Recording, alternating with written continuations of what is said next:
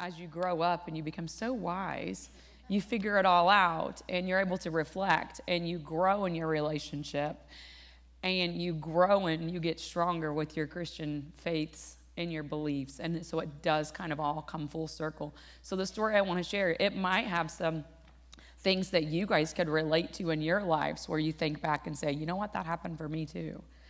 So I'm going to start at the very beginning, which is, I would say 42 years ago, because I'm 42 this year. I just turned 42. But really it was before that, because my mom obviously is like, without her, there's no me. And in her life, you think about like all the challenges that everyone faces and all the obstacles that we all overcome, that our families overcome, and that your grandparents and everybody, all the things you go through. My mom, to say overcame some challenges is an understatement. She really struggled a lot when she was a child. There were 4 of them, 3 girls and a boy. And my grandfather, unfortunately, was a raging abusive alcoholic. Now, he was a very little man, and if he was up here, you guys would think he's just so cute. He was only about this tall, and he was super kind, and you would never know the past that he had. And I didn't particularly know that past. The only thing I had ever seen my grandfather drink was coffee, unsweet tea, and milk with his cereal. That's it. But when he was younger, it was a different story. And the challenges were great, not only for my mom and her siblings, but for my grandmother.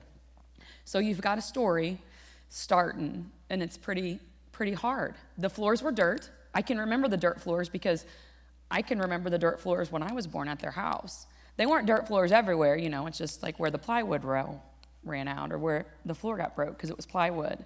So they were poor, and a lot of the reason they were poor was because my grandfather was an alcoholic. So he would, and I quote, drink his whole paycheck before he came home. And that's pretty common. I mean, there's abuse that comes with that. There's struggles that come with that. You can't do that. It's hard to raise 4 kids with no money. So my mom and her sisters, they went elsewhere to find attention. They went elsewhere to find all the things that you look for when you're young. My mom quit school when she was in 7th grade. It was kind of like not fun for her anymore, so I guess she just stopped going, which is almost odd, because at 7th grade, we all are so wise and we know exactly what we should be doing with our life. But her 2 sisters had already quit school as well. My mom was the middle, and then older sister, my mom, then there was a brother, and then there was a younger sister. One of my aunts had a baby at 14. One of my aunts had a baby at 13. And my mom said she did not want to do that because she could see that it wasn't easy. So she got pregnant when she was 16. So, and I'm like, oh, Mom, way to go. And we could talk openly. My relationship with my mom was actually pretty strong. It was a little catty, but it was pretty strong because she was really good at speaking openly to me and honest with me.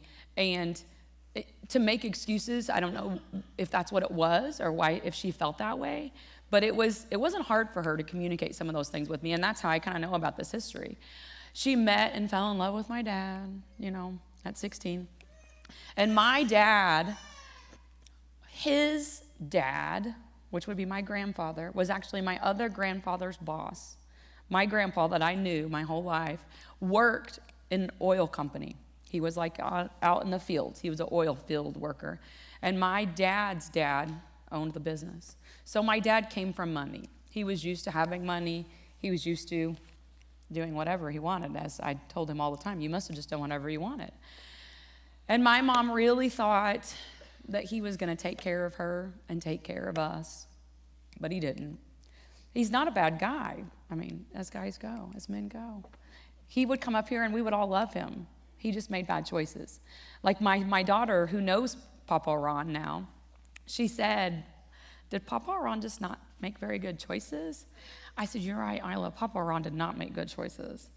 And that's an understatement. He encouraged my mom to get an abortion, which she did not, which was, God working for me because I'm here, right? And it was hard because she really felt like she had failed. She wasn't doing right. The other two already had kids, and she didn't want to be like them, all of those things. But she had me, and it almost killed her. And as the world of childbirth goes, we know, like, hey, things go sideways pretty fast, and it gets not fun, and so that can be our story. My story for my children, both of them are completely different stories, but look, it wasn't fun a couple of times throughout the experience. And my mom was 17 when she had me. She was in the hospital for 2 weeks. She almost died. I got to come home before she did, as the story goes, yada, yada, yada. But God saved her. And really, she wasn't supposed to make it, and that happens a lot. We all hear stories. There's an accident, there's a this or that. She wasn't supposed to make it, but she did. It wasn't supposed to happen that way, but it did. So she made it. God saved me because she had the strength to not go get an abortion. And later in life, when I did start to grow a relationship with my dad, who I'm telling you is a not bad guy when you communicate with him now, he said, I'll be honest, this is over pizza. We're eating at Mackey's. He picked me up after a basketball game. And he said, I was on a first name basis with the people at the abortion clinic. They knew who I was. I'd been in there multiple times. I was just tired of women trying to take advantage of me. I'm certain the food dropped out of my mouth because I am what you would call outspoken at times. And I oftentimes have a hard time biting my tongue. And so to say that I reprimanded the man was an understatement. He did kind of like try to backtrack, but that's just him. He wasn't a bad guy. He was just being honest. He was on a first name basis with the abortion clinic people because he had paid for so many abortions of women. I then talked to him about safe sex, and did he know how that works? All those things. Earmuffs, please, for those of us who know that. And so we had that conversation. But as an adult, I was an adult. I was in college. You're not an adult when you're in college, by the way. You're just not. You don't really know what's going on still. You haven't paid your own bills. You're not doing those things just yet.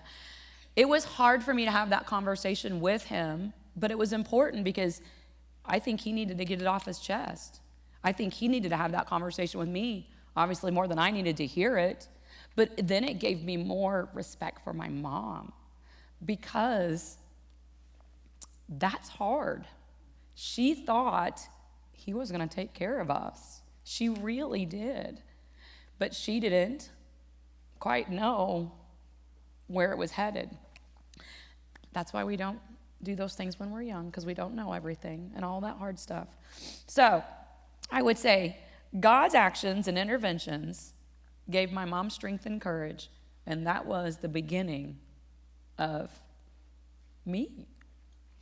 So as we move on, my mom struggled. Life's hard. It's not easy. And when you're 17 and you've got a baby and you're living in a house with other people who've got babies, and by that time my aunt had her second, yeah. So there's 2, 3. There's lots of babies going on. My grandpa, the good news is he became a good man. He beat the alcoholism. I mean, he's still an alcoholic. He still was. But he didn't have a desire to drink. He didn't have a desire to lay hands on anyone. And he raised his family, the grandkids. He did those things. My mom met another man who I would soon get the opportunity to call stepdad/dad. And that's who raised me. I was raised by my mom and my stepdad. I didn't know my real dad until I was in college. That didn't come back into the picture for years and years to come. And so I was raised, and my mom, unfortunately, she struggled, and she didn't, I would say, as we would be trying to empower our young women, she didn't have confidence, and she struggled to be aware of her surroundings and what was going on. She was a result of, addiction and different things, so she was exposed to different things when she was young. But as we continued on, my mom married my stepdad, and I remember this. I can still remember this. I remember their wedding. It was nice and it was little, and I bawled my eyes out. I bawled my eyes out because I just knew that if she married him, we weren't getting away, that was going to be my life. And it wasn't a good one. However, my stepdad had all of his struggles. He was an alcoholic.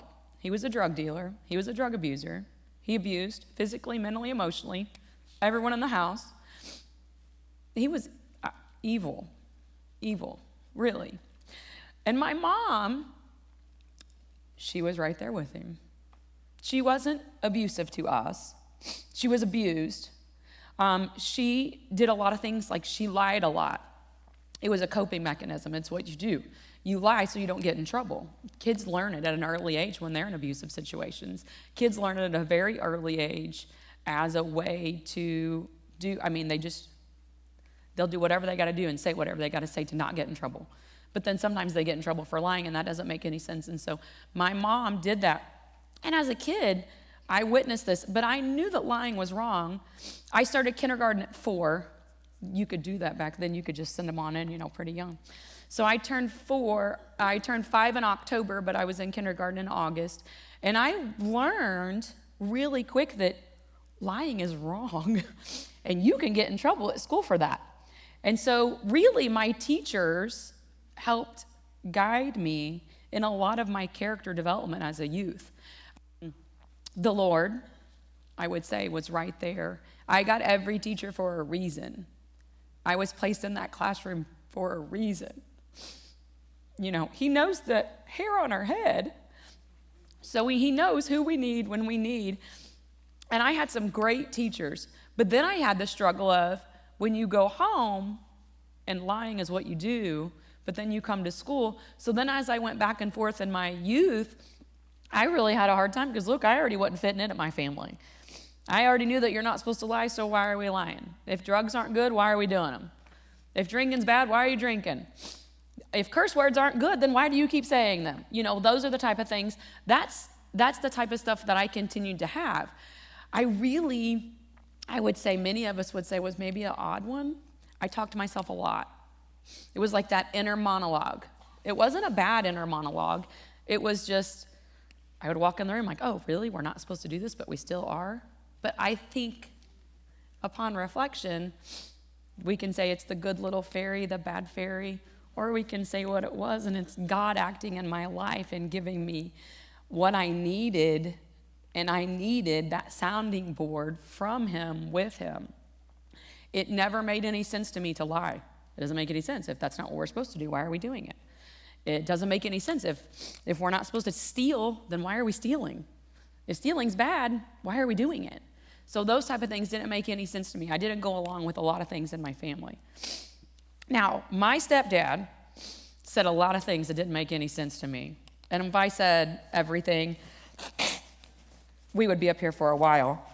But the one thing that he did say was that he didn't believe in God. I can remember where we were at. I can remember the conversation. I don't really even know how it got brought up. I assume one of us probably asked about going to church, at which point we were told no, or, that's silly. But he said he didn't believe in God, and he could tell me why, because when you went into the ground, that was it. You were just dead. We never had a casual discussion about heaven. We never had a casual discussion about hell. We never had a casual discussion about anything other than that was it, right? Because if that's your belief, then that's it. So why have the other discussions? Not believing in God really stuck with me from him because I had already had a few experiences and some exposure. When I was in kindergarten, someone, I don't even know who she is, she was a high school student that got to come and work with our class. Again, she just happened to be in my room when I needed her, a high school student who gets to come over. If anyone's ever worked in schools, usually there's a list of names and you pop them in and you might need, that's a big class, so you need 5 kids in that one, you need this. But high school students just come down and they interact and they intermingle. They might read to your kids, they might do this or that. But really, if we dug back at that, we would say, she wasn't in your class on accident. She was in your class for you. She was in your class because guess what she did? She invited me to her church's Sunbeams class. Guess what she did? She made arrangements for me to get picked up by the church's transportation van. And she took me by the hand and took me around Sunbeams at the Methodist church in town. So there is another example of, look, that wasn't an accident. And as a teacher, I've got kids who come in and volunteer in my class. I don't always know why they're there, other than they're there to help me tie shoes and, to do these things and help us stay on track. But they're also there for different reasons sometimes, and she was there for that reason, and I really believe that. She took me around. We got to go to Sunbeams. It didn't last long, but the time that we were there was important. I don't remember many things about Sunbeams. We did Bible lessons. I'm sure we did. I mean, that's what we do when kids come. And I don't remember any of the Bible lessons, though. But you know what I do remember? I remember the song, Deep and Wide, Deep and Wide. I remember, I don't sing it, but I can't. So, like, I would have prompted Michaela, but whatever. I remember people being nice to me. And not just fake nice. So when you're a kid who's lived and raised in an abusive home, you're trained at an early age to become very skeptical of everybody and everything. Why is that person talking to you? Don't tell them anything. They're not being nice to you. They want something. She's not showing you anything other than wrong. Don't talk to them. Don't interact with them. They're not good. But really, people at church are good. You know, a lot of church people are good people. When we do things here at this church, it's because we want to. Not because we have an ulterior motive or something mean. Like, I don't do it as much as I need to or as much as I used to. But when I go to Celebrate Recovery and I work, Miss Teresa's there. She's helping with those kids. She doesn't have an ulterior motive. She's providing a service to the community, to this church, and she helps and watches the kids. She interacts with them. She's great. If you haven't had a chance, go work with her. It's awesome. She's there for a reason. And so young, now look, I'm 5 or 6 years old, and I'm struggling with, it's really hard for me because people are nice. And when you're nice to little kids, what do they want to do? They want to come and see you more. They want to come and get a hug from you. They want your attention, even if it's just this. You know, not to mention if you have a warm meal or a nice message or a song that's never going to be forgotten. So those things, those were really good experiences. And I needed that because had I not had Sunbeams, then I wouldn't have had the curiosity piqued, and I maybe wouldn't have known any of it. So meanwhile, God's already saved me once or twice. He's already intervened. He's already done all these things, not to mention the times that I can't remember. But the Sunbeams was really important to me, and that happened, and that was God moving for me.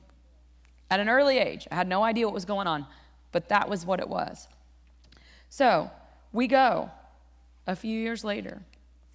It could have been 4 or 5 years later. And I spoke about this another time. Mark asked me to come up on stage and speak about the impression that things are made upon you, but a spiritual impression is different. And I've had that. I had the opportunity to go to church with a friend. We didn't get to stay the night with friends much when I was a kid. It just didn't happen. One, people didn't really want us at their house because obviously crazy things go on at my house. 2, there was just transportation issues. If we said, can I go to Megan's house? Well, Megan's mom and dad better pick you up and they better bring you home too. Oh, okay. Well, sometimes that's hard because Megan's mom and dad just invited you over, so why are we doing all the transportation too? As adults now with my own children, I think back like it is hard, and so you're not always able to go stay the night with a friend. But I did get to go. I got to go to our house. This friend was awesome. They were so nice. Their house had lots of windows. It was really pretty. There wasn't dark. Like, we had lots of windows, but we had lots of curtains that made our house a little dark.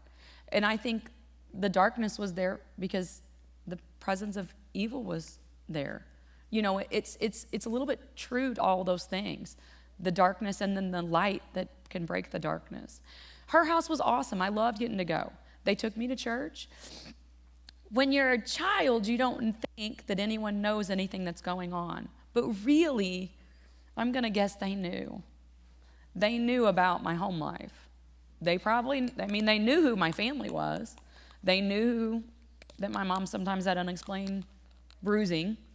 They knew that my stepdad was probably a drug dealer and a boozer. Those things are, you don't hide those things. We know those things about people. But they still invited me over. They took me to church. And it was very, very amazing. The church was a little bitty church, but it was open. It had an organ, so it was a little bit different from our music. little bit different. They had an organ, just a couple of people playing. I can remember all these things, and this is a really long time ago when this happened. I don't remember exactly the service. I don't remember the sermon. I don't remember a lot of those things, but I know this. They did an altar call at the end. And at the altar call, it was just like everybody else's altar call. Everybody's, they say it, Mark will say it, then he'll say it, and if you feel, you come. Pretty quickly, though, I was taken by the hand and taken to the altar. Well, first of all, I'm a guest in this church, so upon reflection, that's kind of scary just to take a new kid who's never really been in church to the altar. But they did. And it was really fast that I was surrounded. People were putting hands on me and over me. And they were praying for me. I can still remember, and we'll say this, and Mark says it, everybody will say it. You don't feel the Spirit of the Lord at every church, every Sunday, during every service. You do, and some people do, and some people don't. I can feel it now. I remember that feeling. And that was very important in my future because that laid groundwork to let me know that God is not dead. He is real, and he's moving for me. Now, I was little, and I can remember looking up, and I can remember her name was Rhiannon Meeks. I can remember her mom, and I can remember their hands, and I can remember not feeling weird about it, which is odd, because a lot of times that would be, that could be a little bit weird. When I went home, I told my mom, what had happened, because I was excited to share, not thinking that this might keep me from getting a chance to go back to her house or getting to go back to that church. But when I told my mom, and she was like, oh, I knew they were crazy Christians. I knew they were a bunch of holy rollers. They went to that crazy church. That holy rolling church, you always see people dancing in there. And I'm like, oh, well, they must be crazy Christians. And I don't know, I maybe even went back to school and told her, oh, you guys are crazy. I don't know, I can't go back. But I didn't get to go back to her house again. I didn't get to go back to that church again. I didn't get to go back, period. Just like you would protect your kids if you let your child go to someone else's home and you found out something bad happened or something unsafe happened, you would never let them go back again. And you shouldn't. That's how my mom felt about me getting a chance to go to church. And my mom believed in God. She did. It was like she didn't know how to have a relationship. She didn't know her own relationship. She didn't have the guidance that she needed. I'm not sure where it went astray, but I didn't go back. I didn't go back to that church until I was a junior, maybe a senior in high school, junior to senior. And by that time, so much other has happened, and I can fill in all that. But I went back to a wedding. It was like somebody from our school was getting married and a cousin, so we got invited to a wedding, and we went. And when I went into that church, my stomach dropped. It looked exactly the same. I felt it all over again. And I literally cried through the entire wedding. And I couldn't tell anybody why. Oh, it's just a beautiful service. You cry at weddings now because of the bond. But as a high school student, you don't recognize that. And I didn't communicate that to anybody. I didn't communicate that for a number of years. And mostly, it could have partly been because I didn't recognize it for what it was myself. That exposure and that spiritual imprint that was made on me was real. It was important to me in my upbringing and my continual growth. So to say that it doesn't exist that's insane to me. It exists. He is real. He's real. It's there. He's present. He's moving for us all. He was moving for me. So we go on. When I was young, I remember laying in my bedroom, listening to my radio. I was asleep.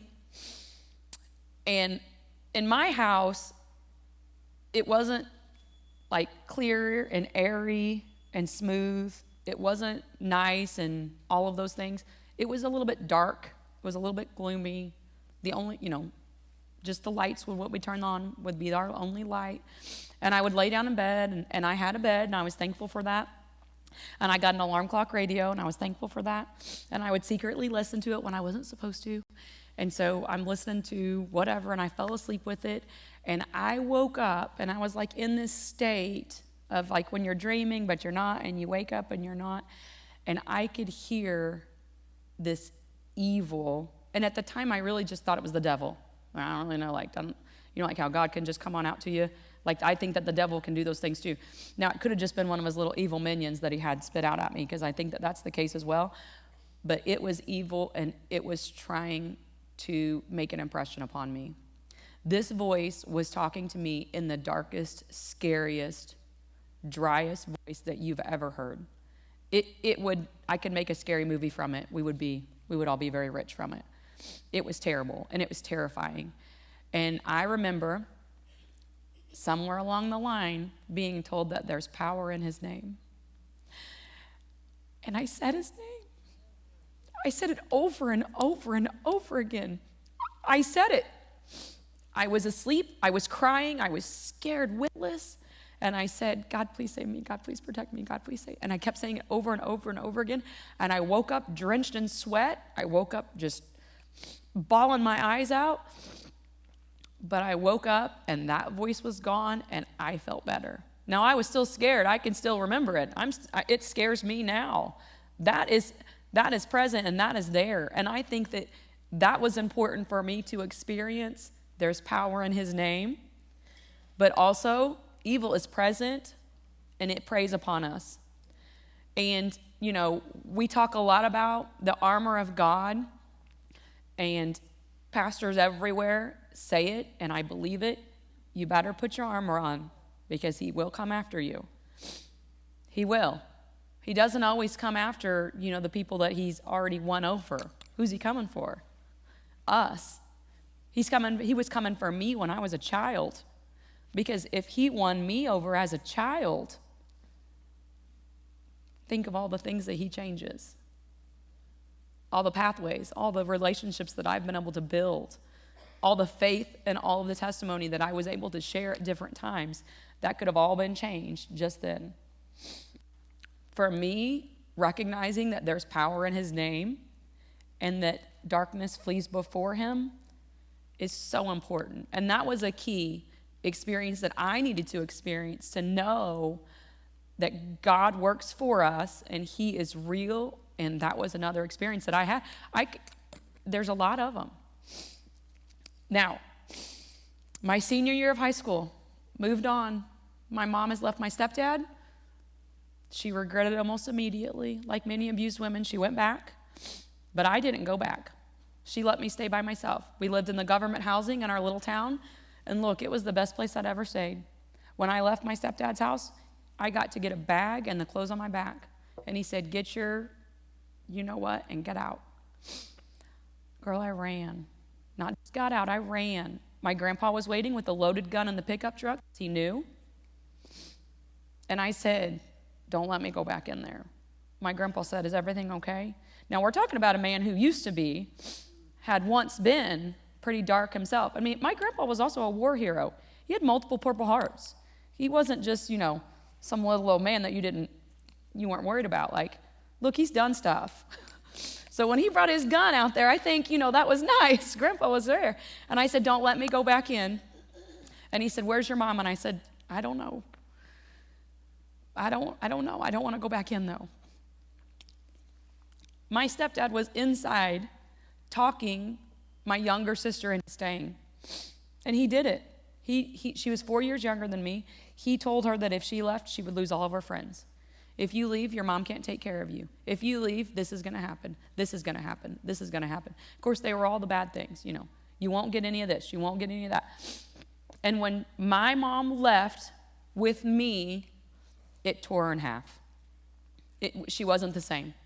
She went back. She went back to him in just a few months, but I got to stay away. I said, if you send me back, I'm telling the police everything. I was old enough to know better. I was 16 at that point. If you send me back, I'm telling. She said, okay, you can stay. So I lived by myself for 7 months, And I was a 3-sport athlete every year because look, in sports, when you can do things and you work hard, you get accolades and people like you and you get to travel and you get to do stuff. So I did those things. I was also able to do those things because of the blessings that God has given me. I was able to do those things because He's for me. So I did that. I was on the back of the basketball bus one day, and I was telling my friends, as they were all worried about what car they were going to get, and, they're all turning 16, and how's it going to feel? And I said, this is the first time that I've not been able to work on a regular basis in a while because of all the basketball games. I think I'm going to lose my car. My payments are $50 a month, and I can't afford it. So I'm going to miss practice on Saturday because I got to pick up another shift. Those are like, what you talk about whenever you're doing those things. And one of my friends went home and told her parents, and they paid 6 months of car payments for me. I went into the bank to go make my $50 car payment, and they said, your own Santa Claus came in and paid your car payments for you. And I thought it was a mistake because I'm like, I don't want to lose my car, so I'll just give you my money. And they said, nope, it's paid for. And 2 months later, that same family, who I still didn't know who made my car payments. They didn't tell me. I had no idea. They asked me to move into their house. And they took me in, and I moved in with them. And they took care of me. And they had a really nice home with really nice things. But you know what they had? Food. You know what they had? They had a family structure that showed me what a family structure looked like. They had love and support for me. And that helped. God was moving for me because He put me on that basketball team at that time with her. And we had a friendship. We put me in the back of the basketball bus. He gave me a safe area that I felt like I could share something that's pretty personal when your friends are talking about like how, I got in so much trouble and blah, blah, blah. When am I going to get my new car? I wanted a red one, but they said, no, you got to get the blue one. And I'm thinking, you girls are crazy. I'm about to lose my car. And I tell the story, and then it hit him, So He was there for me. He was moving for me. And that family took me in, and I lived with them all through college.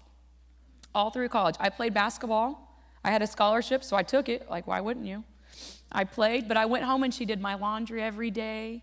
Every weekend, she took care of me. But most importantly, she showed me the structure that a family needs and should look like. Because if you don't know what it's supposed to look like, you can accidentally start a very vicious cycle that can't stop. And when you start that cycle, they call it a cycle for a reason. People don't want to be in a cycle. That's hard. But they don't know. They don't know because no one showed them. They don't know because they weren't given the opportunities. I was given that opportunity. And sometimes I can say, I don't know why. I don't know why. I still don't know. Maybe it was so I could come here and talk to you. Maybe it was so I could be a school teacher and work with kids every day. Maybe it was so I could birth my own children and hopefully raise them. I don't know why, but I know God was working for me, and that was years ago. Once I got out of college, I got a job at Job Corps, and I thought I was rich. I was making so much money. I couldn't believe they paid me. I loved it. I was working at Job Corps with at-risk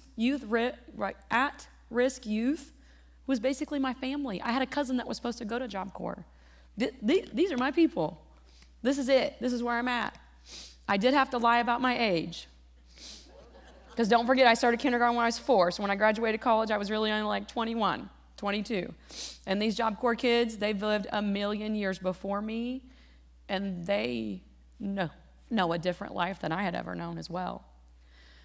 So I worked at Job Corps. And I worked right next door to a man who, you would laugh. He was really smart, really intelligent. There goes the snot. But his personality was really dry. Like it was hard. Like people would be like, watch out for Hagen. You never know what you're going to get with that one. And I was like, oh, thanks for the heads up. This is great. And so anyway, I met him. He fell completely in love with me. I fell completely in love with him. He took me home to his wife, and I got to be a part of that family too. I had my own place. I bet 365 days in a year, I ate dinner at their house 360. I went to family reunions with them. I went on a trip to Mexico. They helped me get my passport. Things that I had not done. I mean, I'm adult. I'm adulting at this point. I'm on my own. He was a Catholic, devout Catholic, big-time Catholic. And they took me to church every Sunday. And I would always say, I don't know what's going on. When do you know that? When do you get down? I don't understand. And she said, girl, when I met Hagen, I didn't know what to do either. You just get on your knees if you feel like it, and if you don't, just stay right here. And I would say, okay. But I went to church with them, and they were with me, and my grandmother died, and I had some hard times again, and he took me to another church and got me baptized. We used to talk about God all the time. Like Hagen and I would talk God like all the time. Just different things, because he had gone to a Catholic school, and so he had all this intelligence that I needed to know. So I would ask him. I asked him everything. And in Catholicism, it's a little bit different than what it is in different, they'll even say it's different. It's just different. I'm like, oh, okay. But I'm still learning and moving. But I know this, it was important to him to get me baptized and to get me saved and to bring me further in. And when he asked me if I wanted to be baptized, I was like, I don't know, maybe. So we went to a country church, not the Catholic church. We went to a country church, and his wife, who I'm still great friends with to this day, her brother, sister, all of this whole family, they took me in. It was just us in the Catholic church, or in the little country church with candles lit. And they walked me to the front, and I was baptized. And it was emotional. It was amazing. It was on purpose. It wasn't on accident that I graduated college. The person that introduced me to Job Corps was someone when I was a server. They said, what are you doing? I said, I just graduated college. I'm working at Logan's. And he said, well, I know a place that's hiring, Job Corps. So I go to Job Corps and I get hired right away. I was excited. I met Hagen right away. And 6 months later, I'm baptized. All of these things happen for a reason. And some people can say, if you talk to someone who's not a believer, they'll say, you've had some really good luck. Look at all the breaks you've been given. They can't tell you who's giving you those breaks, and I don't know that they really know what that means when they say that. Look at the luck you've had. But really, it's God acting for me, with me, next to me, all along the way. To be baptized in a country church in the middle of country Kentucky, when you had no idea it even existed, that's not an accident, that's on purpose. And that was amazing. So as I continue on, I'm at Marion. I meet this guy who's got a hat on backwards, and all these weird things are going on. I've started working at Marion High School, and that's my future husband. My future husband just happens to be very well grounded in the Christian relationship. They were at church every day the doors were open when he was a kid. One of those things.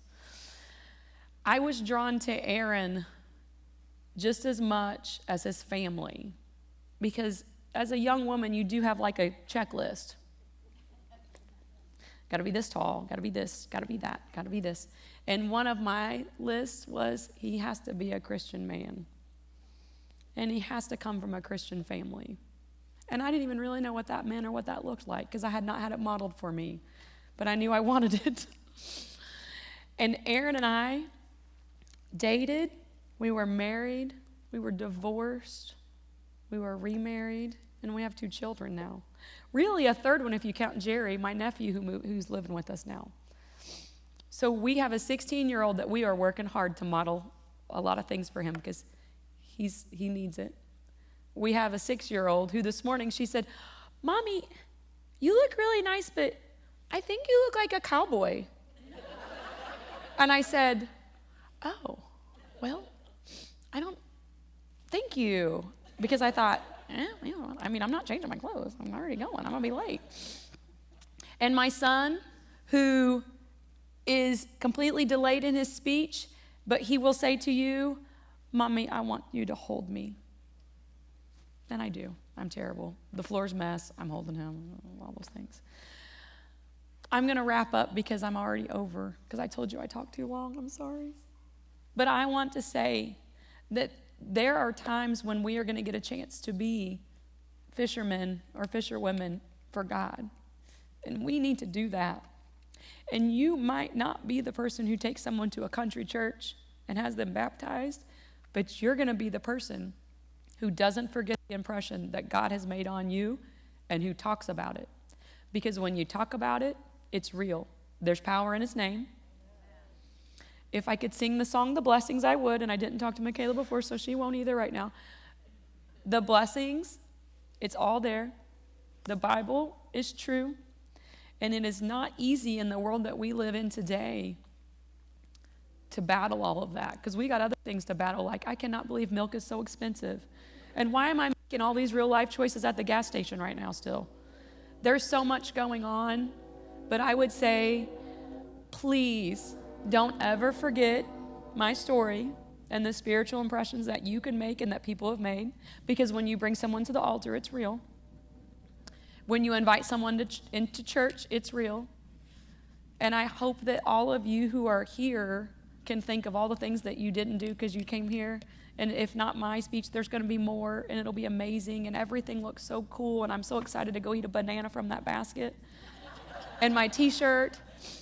And without this church and without this church family, we wouldn't be here. But we're all here for a reason. And to try to be applicable every second of every day for what he's done for us.